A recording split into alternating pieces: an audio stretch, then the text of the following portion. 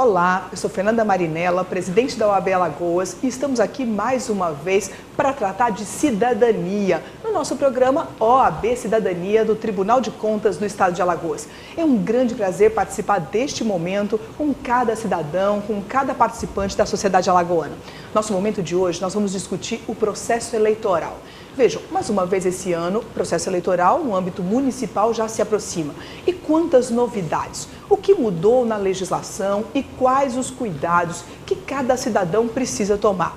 Além da orientação aos candidatos e a toda a sociedade para que esse processo seja cada vez mais transparente, cada vez mais sério. Então esse é um momento muito importante para toda a sociedade. É preciso ter a consciência da importância do voto. Nós não podemos ignorar que o poder é do povo, emana do povo, mas essa ferramenta para o exercício do poder é o voto. Então é preciso escolher muito bem, é preciso conhecer as regras e saber se defender quando algum abuso ou ilegalidade é praticado. Então no nosso programa de hoje nós vamos falar dos direitos que devem ser observados durante o processo eleitoral. E isso tudo é nada mais do que cidadania, é efetivação de suas garantias. É muito importante que você tenha consciência. E para discutir o nosso assunto de hoje, nós vamos receber no nosso programa o Dr. Fábio Gomes, desembargador eleitoral, representando a classe dos juristas, que vem participar dessa discussão de hoje. Vamos falar também com Aldemar Mota, o presidente da Comissão de Combate à Corrupção Eleitoral da OAB Alagoas, e quais as orientações que a nossa Comissão de Combate à Corrupção Eleitoral apresenta para cada cidadão. E vamos falar ainda com o advogado Henrique Vasconcelos, que vai orientar também no que diz respeito às regras do processo eleitoral, quais os cuidados que os candidatos precisam ter durante esse processo. Então, para o nosso bate-papo de hoje, 3 colegas que vão contribuir muito para essa discussão. E para começar nosso bate-papo, gostaria de saber qual a opinião dos senhores no que diz respeito à importância do voto. Qual é o cuidado, doutor Fábio, no que diz respeito a esta orientação ao cidadão? O que ele precisa fazer para não comprometer essa ferramenta, essa arma tão importante de cidadania? É um prazer, Fernanda, estar aqui com você, acompanhado do doutor Aldemar, do doutor Henrique Vasconcelos, discutir esse tão importante tema para a nossa sociedade, para a nossa democracia. É através do voto que a população, de fato, exerce o poder, no princípio natural da formação da nossa república e nos que orientaram ao longo de tantos anos. O poder emana do povo e será exercido por ele diretamente. E é na eleição que o povo elege seus representantes. Então, esse momento é muito importante, porque o povo, na verdade, vai outorgar o mandato, os destinos da sua vida, do seu país, por meio desse ato importantíssimo que é escolher seus representantes.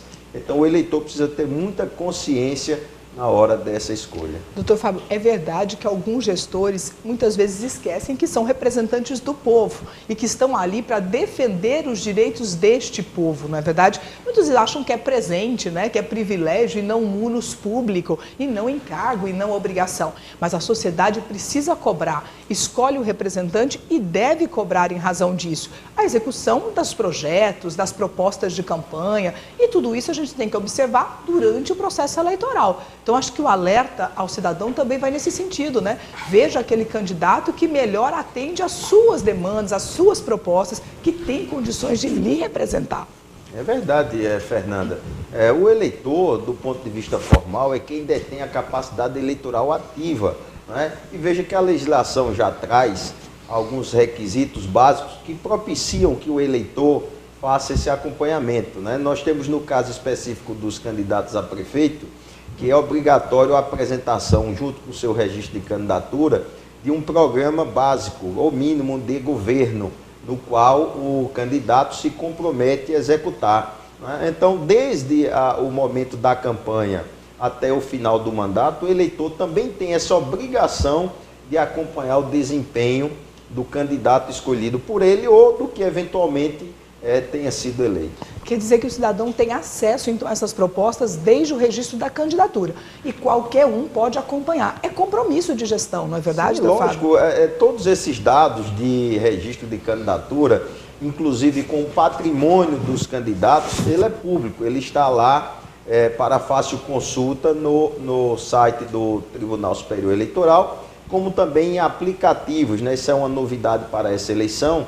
O Tribunal Superior Eleitoral desenvolveu vários aplicativos onde é possível você acompanhar o curso dos processos de registro de candidatura, como acompanhar as despesas de campanha e a arrecadação de recursos financeiros aferida pelos candidatos. Esse é um tema importante também, que deve ser ponto de preocupação de todo cidadão e também dos candidatos. Afinal de contas, é a eleição de combate ao Caixa 2. Então, a transparência é um elemento fundamental. Mas para que esse projeto dê certo, é preciso que o cidadão denuncie, é preciso que ele participe dessa construção e apresente as denúncias.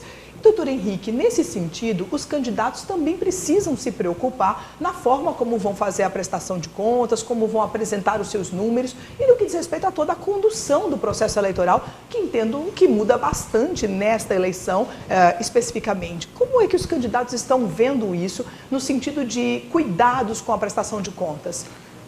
Primeiramente é um prazer, Fernanda, Fábio, Aldemar, todos os telespectadores, e você falou bem, Fernanda. Essa é uma eleição em que é de combate ao Caixa 2 e é uma eleição onde todos os advogados, todos que militam na Seara, dizem que será a eleição mais judicializada, talvez, da história da República, em razão principalmente da dificuldade de arrecadação de recursos e da fiscalização dos gastos. Então, para os candidatos e para a sociedade, porque não apenas os candidatos, mas a sociedade, que também é muito interessada de como é que é feita essa arrecadação e esses gastos, deve ser observada de forma criteriosa a mudança na legislação eleitoral. A mudança que a Lei 13.165 de 2015 trouxe em relação à arrecadação e gastos de campanha, principalmente no que tange a possibilidade de arrecadar, que agora é inviável a arrecadação de recursos por meio de pessoas jurídicas, sendo possível apenas por meio de pessoas físicas, no limite de 10% do faturamento bruto do seu imposto de renda do ano anterior, do próprio candidato e de fundo partidário. Doutor Henrique, é importante deixar isso claro. Então, veja, nesta eleição, todo o fundo deve vir de doações de pessoas físicas. Isso é importante deixar claro. A pessoa jurídica não pode mais doar neste processo eleitoral a qualquer candidato. Então, qual é o percentual, doutor Henrique? 10% do faturamento? Do faturamento bruto, o que foi declarado no imposto de renda do ano anterior. Ou seja, em 2016, se eu quiser doar para a campanha de algum candidato, eu só posso doar o limite de 10% do que eu declarei para o exercício no imposto de renda do ano de 2015. Então, isso é importante também, até que para quem quiser doar, que tem que tomar esse cuidado com relação ao limite, porque com certeza esses números todos serão conferidos. Nós teremos um encontro de dados com relação a todas essas informações, com os dados da Receita Federal e assim por diante. Então é importante que o cidadão também tenha a responsabilidade do quanto ele pode doar. Então, a ideia, na verdade, é que todos sejam atores de fiscalização. Tanto aquele que doa, quanto o candidato que recebe, quanto o cidadão que está vendo a campanha na rua. E a gente percebe uma mudança de comportamento na própria campanha. Vejam, nós estamos bem perto da data da eleição. E a gente percebe nas ruas a mudança de comportamento no que diz respeito à propaganda eleitoral. Como você enxerga isso? Como você percebe isso no que diz respeito às candidaturas? Isso realmente tem mudança? Há uma mudança de comportamento? Na verdade, há uma mudança imposta pela legislação. Essa mesma lei que alterou a arrecadação e alterou a forma de gasto de campanha, ela alterou bastante o processo eleitoral em relação à propaganda. E diminuiu, inclusive, o tempo da propaganda, passando de 90 para 45 dias, diminuindo, estendendo também o tempo para o registro de candidatura. Para você ter uma ideia, o registro de candidatura, o prazo final, que antes se encerrava em 7 de julho, agora só se encerrou em 15 de agosto, ou seja, esticou-se aí pelo menos um mês, quase um mês e meio. A propaganda tendo começado apenas agora, dia 16 de agosto, com o seguinte critério: a propaganda estava liberada desde o dia 16 de agosto. No entanto, para que a propaganda pudesse ir à rua, ela teria que ter elementos, requisitos que pudesse levá-la à rua. Por exemplo, o CNPJ aberto do candidato, a conta bancária aberta, ou seja, um processo burocrático para que ele pudesse justificar a arrecadação de recursos e gastos das despesas de campanha. Então, assim, a gente chega hoje nessa data, já no final de agosto, com quase nenhum candidato com propaganda eleitoral na rua. Vamos entender a situação. Vejam, se ele tinha registro de candidatura até a metade de agosto, porque o prazo foi prorrogado, ele também tinha que, após o registro, regularizar toda a formalização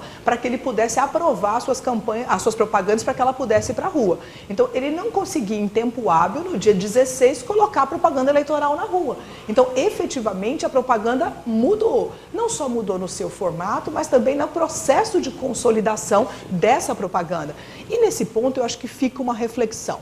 Há um benefício para aqueles que estão na gestão, aqueles que são candidatos à reeleição, no que diz respeito à propaganda? Como o senhor enxerga isso, doutor Fábio? Há uma preocupação, doutor Ademar, como fica essa situação com relação a esse benefício para quem está no exercício do mandato e que vai se candidatar à reeleição? Fernanda, colegas de profissão, desembargador de ocasião. Provisório. Advogado sempre. Pois bem, o que se percebe nessa movimentação legislativa toda é que o intuito é fazer com que as eleições passem a ser mais incorporada ao dia a dia das pessoas normais, do homem médio. O que se percebe é que se tenta expurgar da política tudo o que de nocivo faz com que a atividade que é nobre se torne abjeta. A nossa grande preocupação é que a sociedade participe efetivamente. Com a redução do tempo de campanha, com o aumento da fiscalização, com o aumento dos itens repressivos legislativos, em tese quem está fora do poder fica mais igualitário. Somente também, em tese, quem está no poder tem alguma prevalência, alguma ausência de isonomia daqueles que não estão. Para que essa isonomia seja completa, é absolutamente importante a participação da sociedade. Porque é a sociedade quem, em última e primeira instância, vai fiscalizar. Porque toda a estrutura que a OAB monte, que TRE monte, que Polícia Federal monte, é absolutamente insuficiente para um número de eventuais irregularidades, ilícitos que venham a ser praticados pelos candidatos. Então, nesse ponto, a sociedade passa por uma ação proativa. Ela precisa atuar mais. Antigamente, a campanha eleitoral chegava na sua casa, ela era despejada dentro da sua casa. Hoje não mais. Hoje o cidadão precisa procurar os candidatos para conhecer mais do processo eleitoral e representá-lo e denunciar e acompanhar mais cada uma das campanhas. Isso é fundamental. Mas nós vamos discutir muito mais ainda sobre esse assunto e os direitos deste processo eleitoral no âmbito municipal, os cuidados, as observações, as orientações para cada candidato e para cada cidadão. Mas vamos fazer isso depois do intervalo. Até daqui a pouco.